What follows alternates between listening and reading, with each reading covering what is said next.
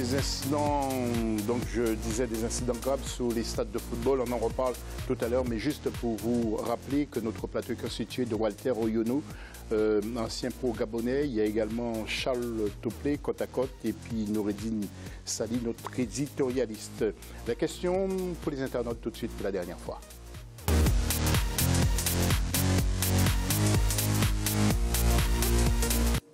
Et quels sont les dossiers auxquels le président Hamad doit s'attaquer, président de la Fédération ou de la Confédération africaine de football? Vous continuez à nous appeler, à intervenir surtout sur Facebook, Africa 24. Tout de suite, le football international.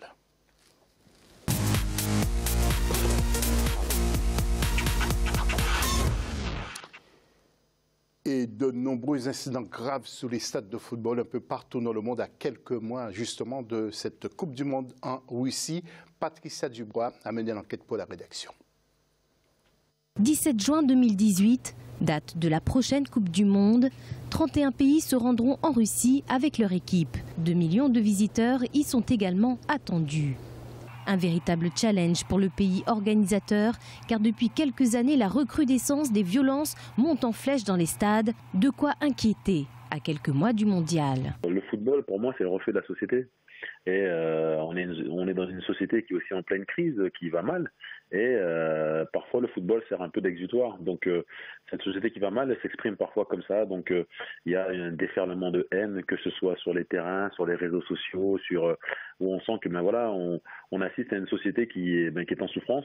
Et parfois, elle s'exprime de cette manière-là, malheureusement, parfois au détriment. Voilà, du sport en général et de l'image du football. Février 2017, une bousculade dans les tribunes fait 17 victimes en Angola lors du match opposant USM Alger contre le RC Kadiogo au stade 4 janvier.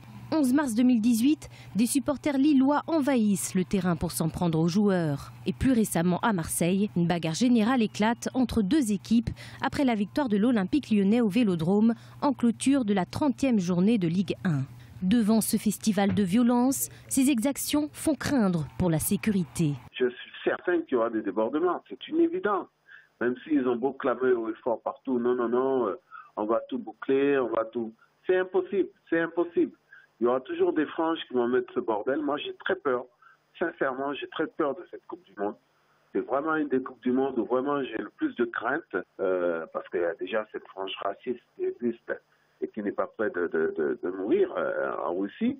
Si la Russie va jusqu'au bout, à la limite, on peut réussir à contenir encore certains énergumènes, mais si la Russie est éliminée et qu'ils n'ont plus rien à faire, alors là, on va vivre un moment très difficile, j'en suis persuadé. De son côté, le comité organisateur de la Coupe du Monde de football 2018 assure qu'il prendra toutes les mesures nécessaires pour que les supporters soient en sécurité durant le tournoi, selon Chris Unger, le chef du World Cup Office de la FIFA. Et juste après ça, nous ouvrons le débat de nouveau.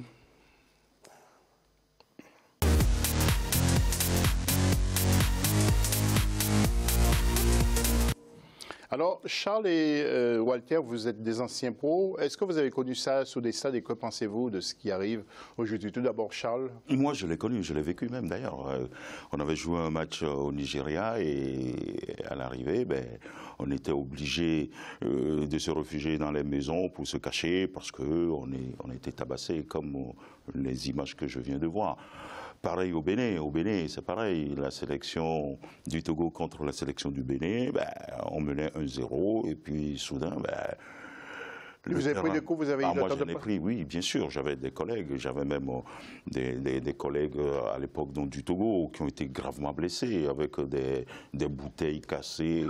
Et voilà. Et finalement, notre bus a été brûlé. On était obligé de repartir le lendemain. Mais vraiment, j'ai craint à un moment donné à ma vie parce qu'on était trois comme ça à sauter des tribunes pour aller se réfugier chez une dame à côté. Et puis voilà, ce sont les policiers qui sont venus nous ramasser un par un. Donc voilà, je me souviens de ça. C'est triste, mais bon, c'est dû à quoi? Ce sont des gens qui s'en prennent à partir du moment où tu gagnes et que voilà, la fin de match arrive, les supporters ne sont pas contents. D'abord, au lieu d'aller régler le problème avec leurs équipes, c'est les visiteurs. Ou bien les dirigeants. Walter? Vraiment. Vous avez connu ça, vous, Walter? Oui, j'ai connu ça, mais franchement, en parler, ça me dit pas grand. Vous avez pris des coups aussi, vous avez... Oui, on a pris un coup, on a pris un pain à l'œil, on a pris en Afrique, on a pris des coups comme ça dans des matchs. Et même, je me rappelle que la sélection gabonaise, à laquelle je n'étais pas dans ce groupe-là, avait subi pire que ça, quoi. On l'a subi en Coupe d'Afrique avec l'US Bitam, où on s'est fait un peu caillasser au Rwanda. On a dû passer par des...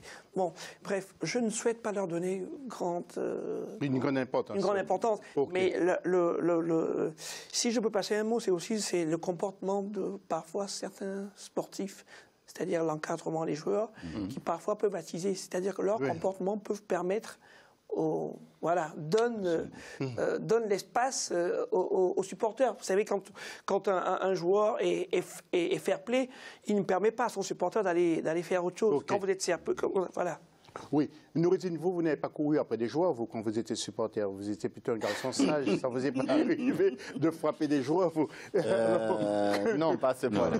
Oui, Noureddine, plus sérieusement, oui. Est-ce que vous ne pensez pas qu'il faudrait peut-être couper les réseaux sociaux en Russie pendant la Coupe du Monde? Non. Parce que non, pas à ce point-là. Tu peux pas. La violence était avant les réseaux sociaux. Alors, Luc disait que sera après, c'est pas ça le problème. Si les Russes perdent, ça peut... oui, il y a des symptômes de crainte qui sont lancés de l'autre côté. On a bien vu ce qui s'est passé à Bilbao, mais il y a 1000 personnes qui n'avaient pas de billets. Comment ils sont arrivés d'abord à Bilbao pour supporter leur équipe sans billets? Et on a bien vu les incidents, ce qui a donné. Moi, je rejoins Walter sur le côté éducatif et surtout le côté de suivi. Quand tu as un Evra qui fait un geste à un joueur, même si, je ne vais pas rentrer sur la situation, mais c'est des images qui choquent. Qu'est-ce que tu veux demander d'un supporter qui n'a... D'abord, il y a le phénomène social, l'éducation de la famille, de la société, l'échec scolaire, il y a tout ça. Et en plus de ça, on sait très bien que les terrains, les stades, les gradins actuellement, ils sont devenus des... Oui, mais Noureddine, on a quand même quelquefois du mal à digérer lorsqu'on vous traite de tous les noms, à peu près à une dizaine de mètres. Je ne dis pas qu'Evoa avait raison, mais quelquefois, c'est difficile de se contenir. Non, je ne comprends pas. Même si tu peux me dire ce que tu veux d'un joueur devant les caméras du monde et tu vas faire un geste, même si tu es insulté, mais tu es dans le devant de la scène, mon mec. Tu es une star. Tu as des gens qui te plébiscitent, comme tu as des gens qui te haïssent. Et on sait très bien maintenant, comme Walter vient de le dire, c'est que les gradins, ils sont devenus pratiquement un endroit d'expression. Ça veut dire qu'on se retrouve ensemble. Un seul dehors ne peut pas dire, mais quand on est une centaine, ça donne l'envie et ça engendre la violence. Juste une minute. Très vite, Charles, parce que sinon, on va nous couper l'antenne. Est-ce que le comportement allez, je vais parler des entraîneurs aussi, ne rentre pas dans ce Ah, c'est sûr. Pas tous, mais certains ont mauvais comportement. Mais ça rentre dedans, parce que quand on dirige une équipe et quand on regarde le comportement de des entraîneurs aujourd'hui au bord de la touche, je suis désolé que... Ça laisse à désirer.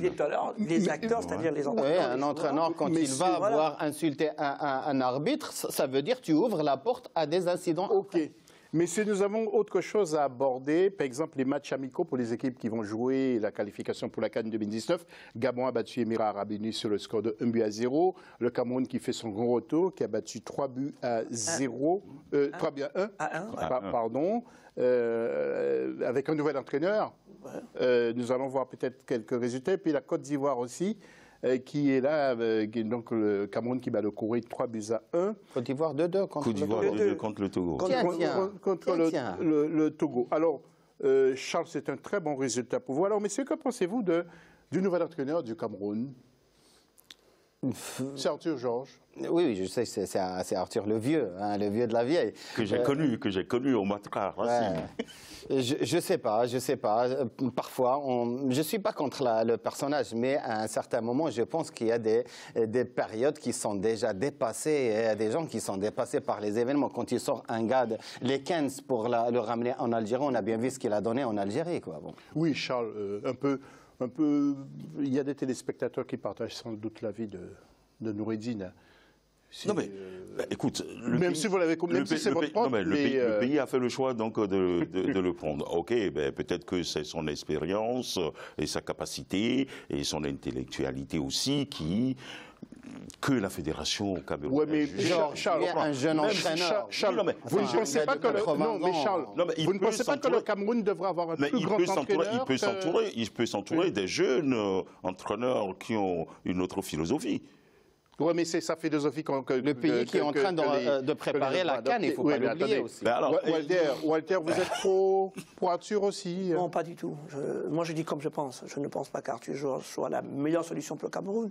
Mais moi, je me posais cette question sur le Cameroun, qui est pour moi quand même un pays phare le football africain, même mondial, qui était pratiquement devenu une marque déposée. Mais bon, aujourd'hui, on connaît les soubresauts qu'a connu ce football-là. Mais à quand un entraîneur camerounais?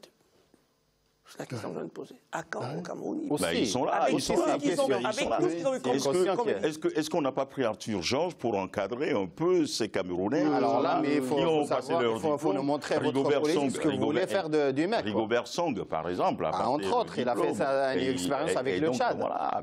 Oui, mais je pense qu'Arthur Georges, il n'avait pas entraîné depuis un petit bout de temps. Il a tenté des expériences qui n'ont pas vraiment réussi. Rappelez Arthur Georges à la tête, mais attendez, il y a peut-être quelques téléspectateurs qui ne savaient pas ça, doivent se demander est-ce qu'ils ne sont pas en train de rêver. Arthur Georges à la tête d'une grande nation du football comme le Cameroun.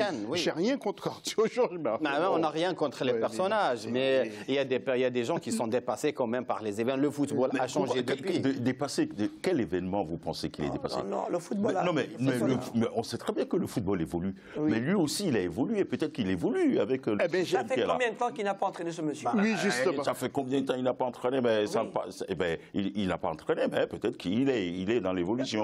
Nous espérons pour lui. Il est dans l'évolution. Messieurs, nous allons. Il est dans l'évolution. Peut-être qu'on l'a pris pour pouvoir former la jeunesse qui est derrière, qui ne trouve pas. Messieurs, nous allons juste, excusez-moi, vous faire indéfendable, mon cher. Non. Le Cameroun a des valeurs, a des joueurs sûrs. Moi, je l'ai connu au Matra Racing avec. Messieurs, excusez-moi, nous allons juste vous faire écouter. Tiens, un jeune attaquant, c'est Mathieu Dosevi, que vous connaissez très bien, qui joue attaquant au FC Metz, mais qui appartient encore au club du Standard de Liège. Et il nous parle justement de son équipe. Pour Walter, il est au courant de tout. Il nous parle justement de la sélection et puis de son avenir à Metz, précisément du classement de Metz. Mathieu Dosevi. Il y a une base récurrente qui est là et voilà, on essaie de retrouver de la stabilité, de trouver de plus en plus de liens et de connexions entre nous pour que sur le terrain ça se fasse de mieux en mieux. Le discours, c'est d'être le plus sérieux possible, de se servir de ces matchs amicaux pour préparer les matchs importants de qualification qui arriveront en septembre. Pour l'instant, je me donne à fond avec May. J'essaye de faire mon boulot et de remplir l'objectif qui était le maintien, même si c'est compliqué, mais on s'accroche jusqu'au bout. Voilà. Et puis maintenant, nous allons écouter un garçon. Noureddine Salim a dit qu'il a la photo de ce garçon dans sa voiture en poster. Et c'est... On va le voir. Oumar Dieng. C'est la soirée des bêtises. On va le voir. Ancien du Paris Saint-Germain, qui nous dit, tout d'abord, il n'y a plus beaucoup d'Africains dans cette équipe du Paris Saint-Germain. Et il nous parle de ce qu'il a gardé comme souvenir de sa carrière professionnelle. Oumar Dieng, le franco-sénégalais. Moi, je dirais même pas africain, je dirais il y a moins de joueurs français aussi. Africain, après, c'est sûr que le degré d'exigence du Paris Saint-Germain de vouloir aller chercher la Champions League fait tout de suite que ils ont fait un autre choix quand on voit un peu la nationalité du manager général, la nationalité du responsable du centre de formation, ils sont tout de suite dans la filière espagnole et sud-américaine. On respecte. Ce qui me manque le plus, c'est le foot ludique, ma jeunesse, sans pression. Après, des souvenirs, j'en ai eu beaucoup. La Coupe des Coupes avec le Paris Saint-Germain reste encore, la demi-finale de Champions League est toujours dans la tête, les JO en 96 avec l'équipe de France aussi. J'ai eu la chance de vivre une passion et aujourd'hui, je suis dans la transmission. Messieurs, il vous restera 20 secondes pour conclure parce qu'on nous a déjà réclamé l'antenne. Pour les réponses, nous avons pris une réponse Twitter qui nous dit qu'il reste beaucoup de choses à faire au niveau des championnats africains, surtout du côté de la CAF et surtout en Afrique subsaharienne. Noureddine, vraiment 10 secondes à peu près pour conclure. Après, nous faisons un tour de table et nous remettons l'antenne. Noureddine, un petit mot? C'était toujours un plaisir de revoir les amis. Et je pense que je vais finir par quoi on a commencé tout à l'heure, que tout le monde, comme Walter l'a dit, derrière la candidature du Maroc pour le mondial. Exactement. Charles? Moi, je dirais simplement que tout le monde soutienne la candidature du Maroc. puisque ça se passe chez nous en Afrique. Donc tout le monde vote pour le Maroc, s'il vous plaît. Exactement, mon cher Walter. Mais écoutez, je vous remercie d'abord de m'avoir invité, et ainsi que d'avoir retrouvé Charles et Noureddine. C'est toujours un plaisir. Et, nous devons tous œuvrer afin que le Maroc puisse avoir cette coupe. Et comme tu l'as dit tout à l'heure, honte aux absents. Voilà. Honte aux absents. Et puis nous retiendrons aussi que Charles est toujours un passionné d'Arthur Georges. Il espère qu'Arthur Georges amènera le plus loin possible. Il veut réécrire l'histoire. Merci beaucoup de nous avoir suivis. À lundi prochain. On ne même réécrit pas heure sur l'histoire. Africa 24. Salut.